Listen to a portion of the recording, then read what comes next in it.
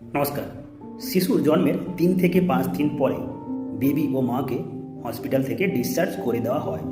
তাহলে বাড়িতে গিয়ে আপনাদের কি কি ডেঞ্জার সাইন্স লক্ষ্য রাখতে হবে, যেগুলি থাকলে শিশুকে অবশ্যই হসপিটাল নিয়ে যাবেন এবং ডাক্তারবাবুর পরামর্শ নেবেন।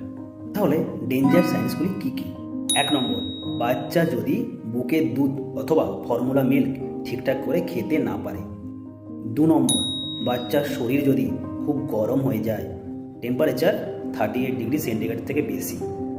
3 নম্বর, বাচ্চার শরীর যদি খুব ঠান্ডা হয়ে যায়, টেম্পারেচার 36.5 ডিগ্রি সেন্টিগ্রেড থেকে কম। 4 নম্বর, বাচ্চা যদি নিস্তেজ হয়ে পড়ে। 5 নম্বর, বাচ্চার যদি খিঁচুনি হয়।